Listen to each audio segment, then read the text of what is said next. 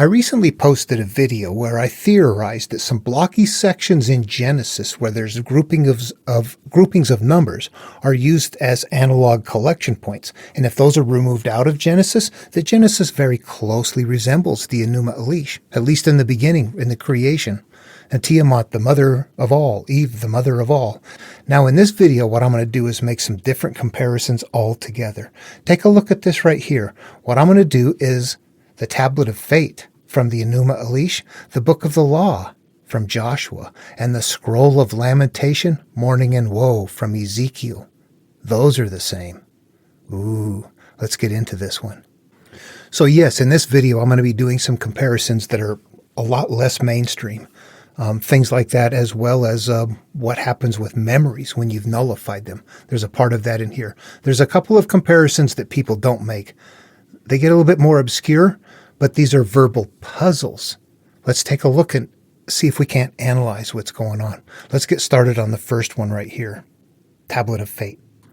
Okay, first we have the Enuma Elish, and what I do is I'll type in Tablet of Fate here. I see it comes up 6 times, and I'm going to go look for it. What's happening here is, as if we go through the story, at first your bad self is taking over. And she is the earlier inner female portion of us, is not really the one in charge. She's the one that's just holding everything. It's all the bad ideas that are in there. The Tablet of Fate is what she is clasping at his chest. That means that the early self has just been given charge. King U received his rank, been given Anu power. He's been given God power and got his rank by the Tablet of Fate. Here we have it again. She conveyed to him the Tablet of Fate, clasping it at his chest. What you say will not be altered, and you will speak the law. She conveyed to him the Tablet of Fate, clasping it at his chest. What you say will not be altered, and you will speak the law. You see the repeating? Later in the next tablet, she conveyed to him the Tablet of Fate, clasping it at his chest. What you say will not be altered, and you will speak the law. Does this sound like your earlier self that's like, no, you know what? I don't care. I know what the hell's going on. At some point, what we have down here is Marduk has taken over and is destroying everything and taking it over. Regarding King U, he was the bad one, who was the highest ranked among them. He ruined him, adding him to the tally of the other defeated. This is the earlier self has now taken over taken over from your current self. I'm done with life, my hero self. I'm going in and taking over. And seizing from him the Tablet of Fate, which he did not deserve. You don't get to make the call anymore, early self. You don't carry the Tablet of Fate. And impressed upon it his own seal, clasping it at his chest. And then later, he took up the Tablet of Fate that King U had taken, and he delivered it to Ea to be used at the initial reading. Okay, you see that Tablet of Fate and how they're using it. And what that Tablet of Fate is meant to represent really is your agreements. The Tablet of Fate is what you believe. This is what you live through. This is your bundle of memories that you are convinced of. That's your Tablet of Fate. That's your tower. That's whatever. And in this case, it is the Tablet of Fate. Your earlier self makes all the calls. It has whatever it thinks and believes established right here. But later, your new self has to go back and say, you know what? All of that is wrong. I'm taking the Tablet of Fate from you, and we're going to fix it because we don't like those fates. Now, let's look for parallels. Okay, Book of Joshua, King James Version. Right in the beginning, there's a couple of things that are going to be happening. Like number 1, Moses, my servant, is dead. Now therefore arise, go over this Jordan. There's going to be a river crossing. Every time we have a water crossing, that's a crossing of a threshold. Sailing through the clashing rocks, Red Sea, crossing the Jordan River, a baptismal, all of that. You go on one side, you come out the other side of water, across the river Styx, etc. It's there. Here we go. Down here, 8. This book of the law shall not depart out of your mouth, but you shall meditate day and night within yourself, that you may observe and do according to all that is written in this. And then you shall make your way prosperous, and you shall have good success. The book of the law right there. Okay, so we've got the book of the law that would be like the Tablet of Fate. I'm going to look somewhere else. Let's go to Ezekiel. It's a very big one. It's a very thick, fun. There's a lot of stuff going on. It's not as short and concise. But so it takes a little bit longer to get down into it. There's a big setup that happens. But when it gets down here, here's what we have going on. And when I looked, behold, a hand was sent to me, and lo, a roll of a book was therein. That would be like a scroll. And he spread it before me, and it was written within and without. and there was written therein lamentations, and mourning, and woe. Moreover, he said unto me, Son of man, eat that thou findest, eat this roll, and go speak to the house of Israel. So I opened my mouth, and he caused me to eat that roll. And he said unto me, Son of man, cause your belly to eat, and fill your bowels with this roll that I give you. Then did I eat it, and it was in my mouth as honey for sweetness. Okay, what are we doing there? We're doing it's very old stuff. Okay, this is spiritual consumption. We're eating something spiritually, and this would be the scroll that you're consuming. To do what? There was written therein lamentations, and mourning, and woe. What is that? That's fate. So what do they look like now? From the Enuma Elish to Joshua to Ezekiel, we've got the tablet of fate, the book of the law, the scroll of lamentation, mourning, and woe. Do those sound vaguely familiar? They really should. Just to make sure we can go full circle with this, how did this begin in the Enuma Elish right here? This was right at the very beginning in Tablet 1, at a time when even the glories above had yet to be named, and unuttered was the word for the world which lay beneath. It was then that the first being Apsu, who was their source, and the progenitor Tiamat, the mother who gave birth to all, intermingled their waters, producing neither field nor marsh. This is when we're being born, but we're infants. We have no mental cognition.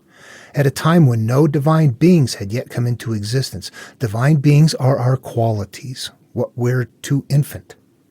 There were no names to be spoken. We had not begun to experience life and name it or judge it. And no fates pronounced. There was no cause and effect. There was no fate because nothing had been named. See that? And if we can connect that all together, then we could say, okay, then I am living now through a tablet of fate, whatever I have decided, or the book of the law, whatever that is, that it's a belief, whatever is supposed to be in place. In that case, it's meant to be very tasty. So that's the improved version. That's the one. The scroll of lamentation, mourning, and woe from Ezekiel, that covers it all, good and bad. But in all cases, it's the same story. It's fun. Once you see those, you can't unsee them. They get a little bit more subtle. The judgment with which you judge unto others will be judged likewise unto you. That bundle of judgments is the same thing. It's the pile of belief systems. It's whatever you live through that is that right there. So you can spot that in certain ways of a story where they're putting something in there like that. That's a fun element. I mean, what? Eating a scroll, tablet of fate, pinning it on fat. Yeah, you look at it and go, okay, that's a belief system. That's a pile of beliefs right there. That's what that is.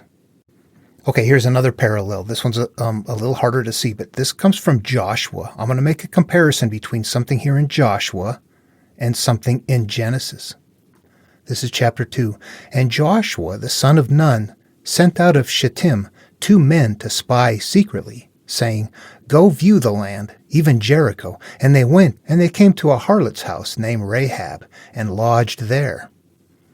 And the king of Jericho was told that there were men that came hiding to go search through the country. And they came from the children of Israel. And the king of Jericho sent out to Rahab and said, Bring out the men that came to you, the ones that entered your house, for they came to search out all of the country. And the woman took the 2 men and hid them, but then came and said, Well, there came a couple of men to me, but I don't know where they are. And it came to pass about the time of the shutting of the gate, when it was dark, that the men went out, and where they went, I don't know. Pursue them quickly, for you shall overtake them if you hurry. Okay, compare that to Genesis. It starts at chapter 19. And there came 2 angels to Sodom in the evening, and Lot sat at the gate of Sodom. And Lot saw them, rose up to meet him, and he bowed them with his face toward the ground. And he brought them in, my lords. They came in like the angels. The 2 angels came, we got 2 lords coming into the servant's house. And he washed their feet, and rise up early and go on your way. And they said, No, but we'll stay in the street. And he said, No, you stay here with me in my house. And so before they did, though, the men of Sodom came around the house, and they called them to Lot and said, Where are the men that came into you this evening? Bring them out so that we may know them. And Lot went out the door and shut the door after them and said, Don't act so wickedly. I have 2 daughters. He offered up a different option. So it's not exactly the same, but here we have vestiges of the same thing going on. The men put forth their hand and pulled Lot into the house and shut the door, but they did some kind of a bright light blinding them and sent them all away. So there's differences in the story, but you can also see 2 things went to the house. The people around came to what's going on there. You see recycled elements within the stories themselves. Those can be understood. But again, I cannot stress enough how big these were and that they lived through them. We're not giving them the time they need. All right, I want to take a look at another story element that's kind of fun to see. You can spot this one all over the place as well. It's not in every story, but you can spot it very commonly. This is what happens when the memory has been resolved. Okay, there's a point in the stories where there's a bad element, a bad self to begin with. And I'm going to start with, I'll go right back to the Enuma Elish because they're doing it in the Babylonian works. That early self, King U, that had the plates to begin with, that you got rid of it, that represents an early self memories, all of the experiences that you had that you're never going to forget about them, but they have to be somehow rendered inert. So we want to put that in the story that these things don't just disappear because you never forget it. You will remember them, but they will no longer have power. How do they do that? Let's go to the Enuma Elish and take a look at that example. Okay, this is right near the end of tablet 4, when Marduk has destroyed everything and has taken over and wiped out the past. Here's how it picks up. The called hero was taken over. All of them shook in fear. These are all the gods that were the past, all of the things that acted out. Those are being called gods. All of them shook in fear, were struck with terror and fled. Those are all your old beliefs and habits and things like that just ruin life. Okay, all of them shook in fear, were struck with terror and fled, yet he allowed them to give themselves up, sparing them, since they were at once encircled and not allowed to escape. So he had them bound and destroyed all of their weaponry. See that? And they were trapped within a net, and there they remained. Then they shrank back, overcome as they were by despair. This is the old self. You take away its power, you keep it trapped within a net, and over time it shrinks back, despairing. But they endured this affliction of being held incarcerated. Good, it's your old self. And concerning the several demons emitting deadly beams, these being the army of creatures who pass to her right. The creatures with the beams that emit the deadly beams. What those represent is, we have a lot of mental conflict perhaps at times, but when we get triggered, there can be like violent physical outburst or verbal outburst or just mental turmoil that happens at times. That's the stuff that's that stuff right there that needs to get put in control. It's not just all of the things that reside in conflict, but the actions as a result of that conflict as well. He attached unto them nose leashes and bound their limbs. Then he crushed underfoot their foul instruments of warfare. Regarding King U, who was the highest rank among them, he ruined him, adding him to the tally of the other defeated, seizing from him the tablet of fate, which he did not deserve, and impressed upon it his own seal, clasping it at his chest. Okay, right there what we saw then is this entire early self being trapped, being caught in a net, getting the weapons destroyed and everything like that. But they're not destroyed, are they? No, they're trapped and put away. Let's go take a look somewhere else. Okay, this is from the book of Jude. It's a very short book, very short book. It's got some things in here that are important to us, including a direction to go to Enoch, 7th from Adam, which we're going to do right after this. But right here we've got something that's tricky to see. There is verse 6. Let me spread that out a little bit. And the angels which kept not their first estate. Okay, that means that when the angels were like your early qualities, your early self, which didn't keep their first estate. We didn't stay happy, but left their own habitation. We became impure. He had reserved in everlasting chains under darkness unto the judgment of the great day. So what we're going to be doing is trapping those under. What we have is trapping them into darkness.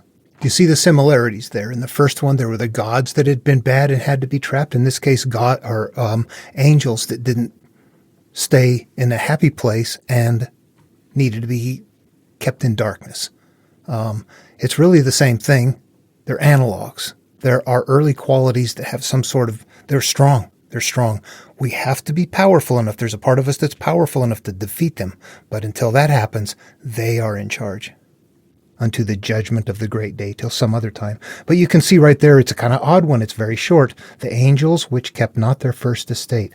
That is, if we take this mentally, that means our early good qualities that went bad, that now need to be corrected, are going to have to be rendered inert. Okay, let's look at another one. All right, I don't have all this one printed or written down, but I've got the Book of Enoch here, the Joseph Lumpkin translation. And if you're not familiar with it, it's a hero's journey, and it starts off with Enoch. Enoch came directly over here from Genesis, and this is where it appeared. This is where the story of Enoch starts. And there's things in here, the words of the blessings of Enoch, which he blessed the elect and the righteous. The elect, small selection, who will be living in the day of tribulation. It's time to turn inward. The day of tribulation is your day of tribulation. When all the wicked and godless people are to be removed from the earth. That's your earth. Turn inward. It's time to wipe it out.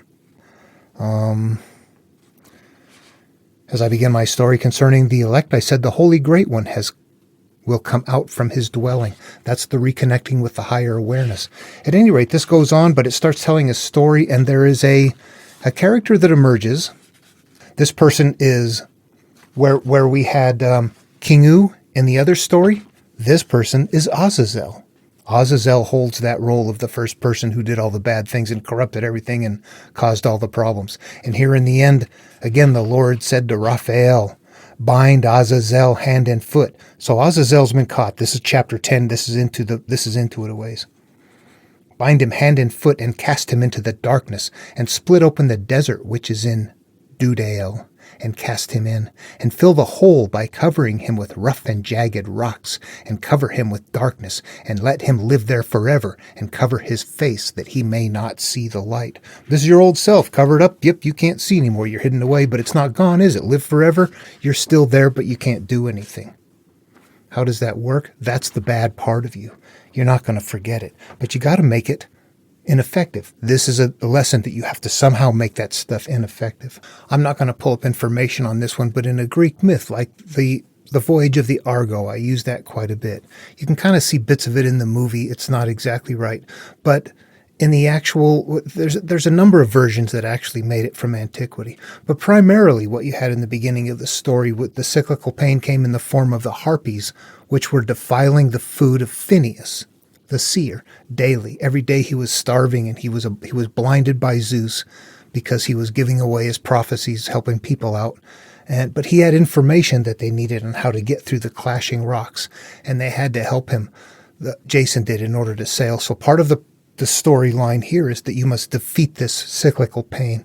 So I don't recall their names, but it's the twins that are that chase off the harpies and chase them up into the sky someplace high. But before they get a chance to kill them, Zeus stops them from killing them and promises that the harpies will never again defile his food. So the element there is the story has to go on. They're not going to kill the harpies. The harpies are needed elsewhere. But that's where this daily thing has been rendered ineffective. All right, I'll end this. This is kind of another broad overview video where there's a number of things brought in. And understandably, it is much bigger than what I'm showing here. I'm picking out things that you look at and go, boy, those are easy to see. There are things that are more difficult to see. If I had pulled up the tablet of fate and said the judgment with which you judge others is the same as, being judged unto you, those are very difficult to understand as being the same thing. However, as you start looking at the verbiage of the other ones, you go, oh, wait a minute, scrolls and tablets and things like that. You're like, wait, okay. I see something there that is very familiar. So that makes it easier to see and hook your way into understanding it. Anyway, I hope this video was fun. I wanted to show something that's like, you know what? This is all over the place. It's kind of a fun reveal. I feel like I'm kind of comfortably navigating my way through most of it, but there's parts of it I look at and go, I don't know what that is. I don't know what they're doing. And there's something very specific in the Abrahamic material, in that numbering grid, that is, there's something still there that escapes me. I don't quite have a handle on all of it. Yeah, there's a few nebulous glitches in what I'm doing there as I look up numbers. Sometimes things don't look right. Most of the time they do, but every once in a while I get something that isn't right. I can't decide if it's translational or what, but sometimes things are so accurate you think, yeah, it's hard to say. There are translational issues, obviously. When even your best English translation is using terms like 3-score and 4-score instead of 60 and 80, you've got some translational problems. So, okay, well, I'll sort that out somehow, and I'll see you in the next video. Hope this one was fun. Take care.